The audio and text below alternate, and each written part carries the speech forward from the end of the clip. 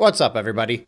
Something that's somewhat of a mildly hot topic around the Nintendo circles today is the seeming success behind the release of Final Fantasy VII on the Nintendo Switch 2. The game came out on January 22nd, so a few days ago right now, and the reports are that it's sold out pretty much everywhere. Naturally, in typical fashion, people like to jump to conclusions about what this means for third-party games on the Nintendo Switch, what this means for game keycards on the Nintendo Switch, and how everybody that's been critical about the performance of third parties as well as game keycards in general basically has been wrong since the launch of the Switch 2. So I figured it would be worth making a video about this to kind of discuss a few of the major talking points that I'm seeing.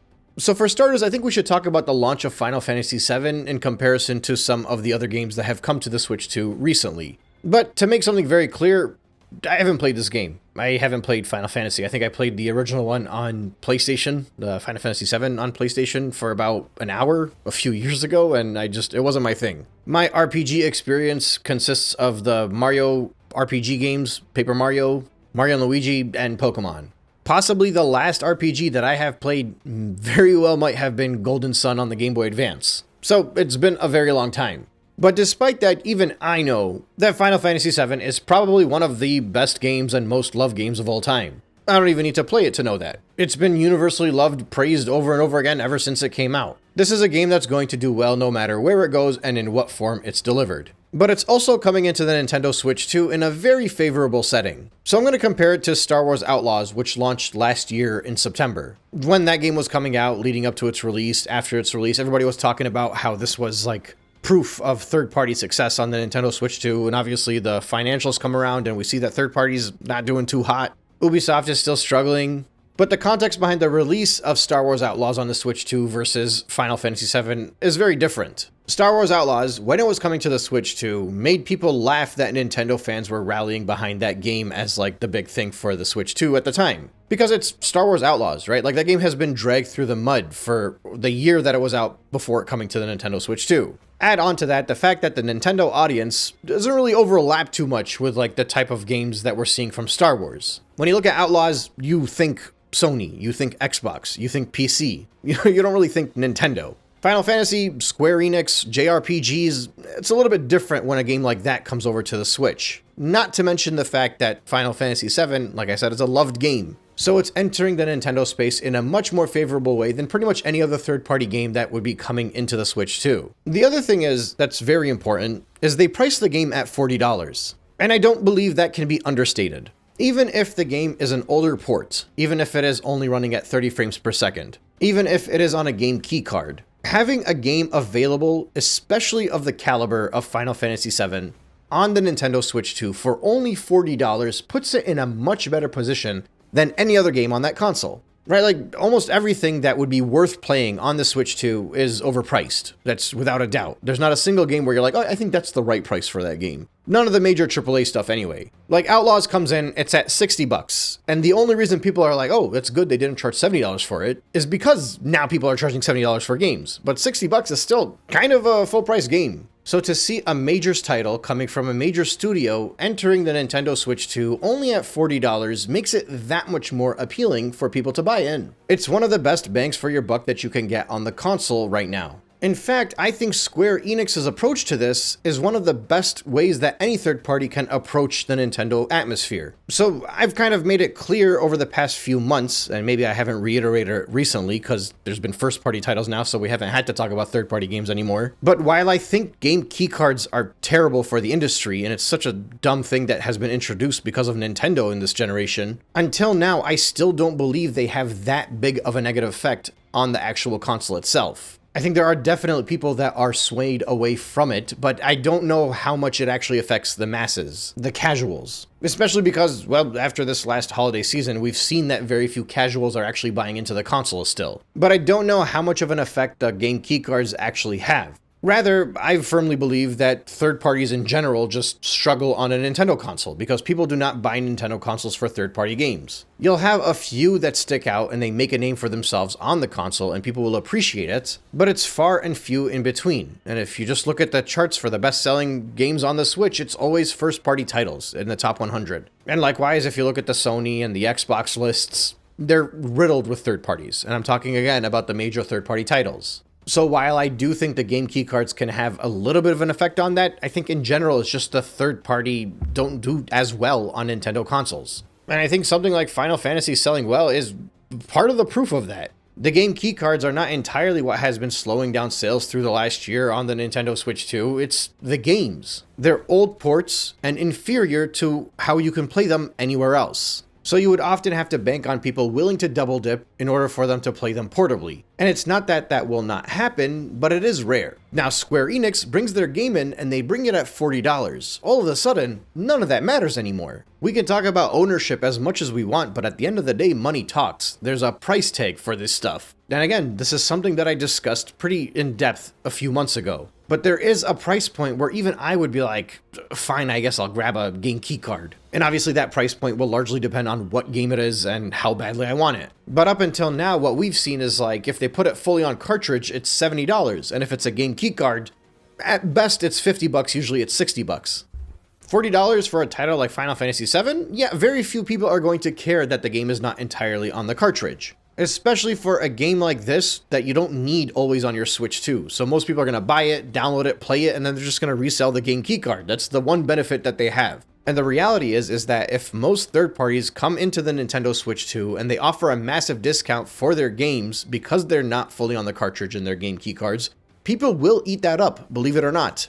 Like, a lot of people buy physical games, especially Nintendo games, because they beat them and then resell them. And since most people are buying first-party titles on Nintendo consoles, the resale value is usually great. So the net spend ends up being like, what, $20? They buy it for $60 last gen and then they sell it for $40. Even if game keycards are considered worthless and people are not willing to spend that much for them when they're used copies, those same people right now can easily go and buy Final Fantasy VII for $40, play the game and beat it, and they'll probably get like 20 or $30 for it on Facebook Marketplace later. I'm not saying that Final Fantasy VII wouldn't do well on the Switch 2 if it was charged more than $40, but I am saying that part of the reason it's doing as well as it is because of that $40. And yes, this is something controversial that I've said before and people disagreed with me, but even fully digital devices, for me, I think are worth it at a certain price. The problems I have in general with Nintendo is that they're trying to force digital while at the same time charging full price with zero discounts throughout the year, outside of like a Christmas window where they barely discount something that's 10 years old. If I'm going to pay as much as Nintendo wants me to pay, I expect full ownership. That's kind of like where the gray area is. But shoot, you could put Donkey Kong Bonanza on a game keycard for $40 and I would buy it. Like at that point, I'd be like, okay, fine. I guess I'll save myself $30. I don't need to own this game. That'll just be a very expensive rental for a few years. Likewise, it's the reason why I don't fully hate subscription models, if it's right. So like Game Pass, when it was less than $10, I'll pay for a month and play a couple games. That's not a big deal to me. The issue that I have more so is the greater effect it has on the industry. But on a micro level, just with my day-to-day spending, I don't care as much. But looking at it on a macro industry-wide gaming situation where now subscriptions are being forced on and games are being drip-fed and digital is trying to be forced down your throat so you don't know your games, that's the actual downside. But the point is, it's very complicated, and while there is probably a net negative towards the industry for these things, on individual levels, I don't think the game keycards affect people that much, especially if the price is right. The issue is the price is very rarely right, and if it's right at first, it eventually goes up and it's not right anymore. Now, there is also another advantage that something like Final Fantasy VII has in comparison to Star Wars Outlaws. So Star Wars Outlaws was a game that came out, first of all, only a year prior to it coming to the Switch 2. And it was a current gen game, like it was only released on the PlayStation 5 and the Xbox and PC, I believe. There's no PS4 or Xbox One version. Because the release was only a year ago, there are far fewer people that are thinking about double dipping on Star Wars Outlaws. Even if they love the game, they've bought it in the last year, they might not be interested in going and double dipping and buying it on the Switch 2 again. Whereas with Final Fantasy VII, the gap between the first release and the second release is large enough where it's almost a whole new excitement to see it come to the Nintendo Switch 2. So again, people are much more likely to come into this and double dip. Whereas if this game released universally at the same time it was available on the PS5 and on the Switch 2, there would be significantly fewer people interested in buying it on the Nintendo Switch 2 because they can play a better version of it elsewhere. But those other people have had 5 years to already enjoy it on the PS5, and maybe the Switch 2 now is their only handheld version, so they're like, yeah, I'll buy it again for the portability. So it'll be much more interesting to see how many more people are interested in buying this game on the Switch 2 if it was to be a simultaneous launch. Something like the Resident Evil's upcoming release would be a good example of that. Most people are not going to be interested in buying 2 copies of Resident Evil Requiem, not immediately anyway. So that'll be the more interesting test, in the same way that when Madden and NBA and all these games released, obviously, significantly more people bought it on the Xbox and on the PlayStation. And I'm guessing we're going to be seeing similar patterns for games that release that are brand new on PS5 and on the Switch too. Games of this caliber where you know that you're getting a significantly more inferior version when you play it on the Switch 2. Speaking of inferior version, that's the other issue that Star Wars had in comparison to Final Fantasy. Star Wars Outlaws, because it was a modern gen game, when people went from the PS5 version and they started playing the version on the Switch 2, they felt how bad of a downgrade it was. Or from the PC to the Switch 2, or from the Xbox to the Switch 2. But the point is that objectively, the worst version available of Star Wars Outlaws on a console was available on the Switch 2. So it was a tough pill to swallow for many people that are thinking about spending $60 on a game that was pretty much universally hated, and it's the worst version of that game. But once again, Final Fantasy VII, this is a game that was available on the PlayStation 4. And since Final Fantasy VII's root game, it's a PlayStation 4 title, when people are playing it on the Nintendo Switch 2, they don't necessarily feel like it's that much of a downgrade to play it on the Nintendo console, something that's very rare. It's a last-gen title being played on a console as strong as the last generation, so it just kind of fits a lot better there. Playing the game at 30 frames per second, just like it's a PlayStation 4 title. Now again, despite all of these advantages that Final Fantasy VII has coming into the Nintendo Switch 2, and especially just how popular of a title and franchise that game is in general, and how well it would do on the Nintendo console regardless, you also have to consider a few other things making it as popular right now as it is. Number one, there really isn't much to play on the Nintendo Switch 2. Even the first-party titles that have come, they were in the past few months, and they weren't really that critically acclaimed or that popular. This is very likely a larger release than any of those games, and it's very likely that this game comes into the Switch 2 already being the best game on the console. And if not, it's pretty close to it. Very little competition means the game is going to do much better, even if it was always going to do well anyway. But now, being the largest release in the past few months on the Nintendo Switch 2, it's going to top a lot of charts, naturally. Obviously, first and foremost will be the eShop charts, but we know that the Nintendo eShop only considers of the sales of a title in the last 4 days, and this is new, something that started last year on the Nintendo eShop. So we've spent the past 8 years of the Switch 1 being conditioned to view the sales that were made on the eShop to make it seem like something was just doing phenomenally well. But now that the window only looks at the last 4 days of what was released on there, it wrongfully makes people assume that games are doing better than they really are, where in actuality, they're just doing better than what's around them over the course of the last 4 days. So naturally, a brand new game goes right to the top of the charts as long as it's not a flop. Now again, to reiterate, I still think that Final Fantasy VII would be at the top or near the top, even if that window was stretched out over a couple of months. But the way that the eShop does it makes it very inconclusive when you look at its topping the charts. It just tells me that the game came out in the last 4 days, and normally when a game first launches, that's when it gets the most sales until it goes on a major discount. And finally, one last major point. Square Enix recently reported that something like I think only 13% of all of their sales are physical. They are very much a company that is much more used to selling games digitally, which makes sense because where have they resided for the past few decades? Mostly on Sony consoles. And if it's not the PS5, it's the Xbox. And if it's not the Xbox, it's the PC. I would wager that most of that 13% that they have sold are probably Switch 1 buyers, because Nintendo is the opposite. The buyers from Nintendo, normally they're coming in and they're buying it physical. That's just more along the lines of what Nintendo fans tend to do. Someone from Square Enix recently was trying to really push the whole digital thing about Nintendo fans and trying to push against the backlash against the key cards. I talked about this a few months ago. Like, they've basically been telling Nintendo fans ahead of time, be like, hey, you know, like the world will be a happier place if you just accept game key cards and digital games and all that stuff. Like, they're really trying to push digital as much as they can. So if they want more people to buy digital games, and in general, we know that they sell significantly more digital games, I highly doubt they shipped that many physical games,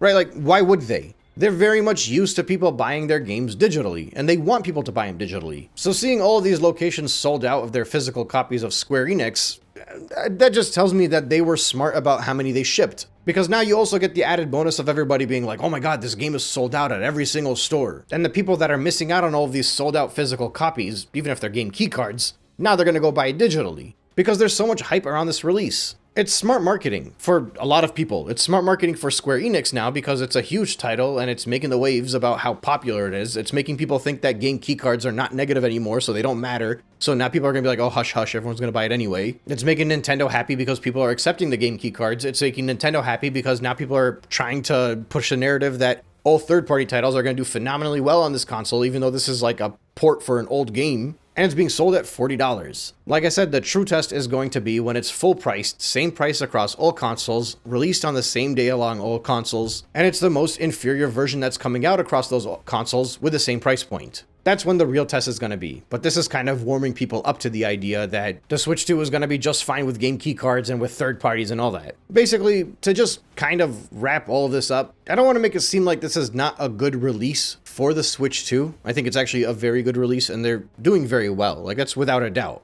But the context behind this release in comparison to all of the other third-party titles that are going to be coming to the Switch 2 is just not enough to draw any conclusions on the state of game keycards or the state of third parties on this console. If every third-party title that came to the Nintendo Switch 2 was a game keycard, was only $40, was not like significantly worse than every other version because it's a last-gen title, was being released 5 years after its original release, so most of the day one buyers were open to double dipping, and most importantly, was a game as critically acclaimed and loved as Final Fantasy VII, which is very rare, then yeah, if they all come into the Switch 2 with all of those stipulations, they're all going to do great. But that's just not realistic.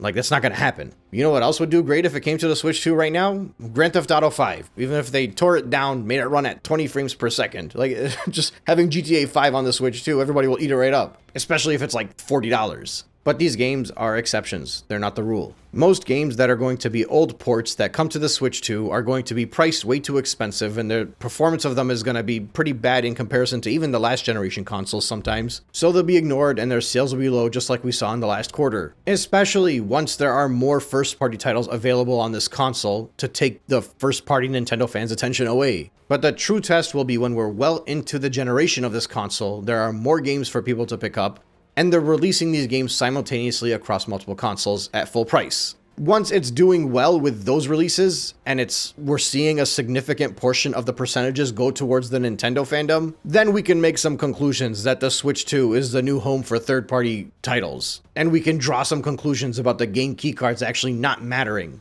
For now, as far as I'm concerned, it's still very inconclusive. No matter how much Nintendo and the Switch 2 White Knights and the journalists that are very much in Nintendo's pockets, or at least they're profiting off of Nintendo's success, no matter how much they try to push it, it is still way too soon to draw any kind of conclusions about how third parties will do on the Nintendo Switch 2, just based off of this release, because of everything I just discussed. And probably the most important of that is the $40 price tag. In any case, that's all I really have for tonight. Thank you so much for listening, and I will catch you all on the next one.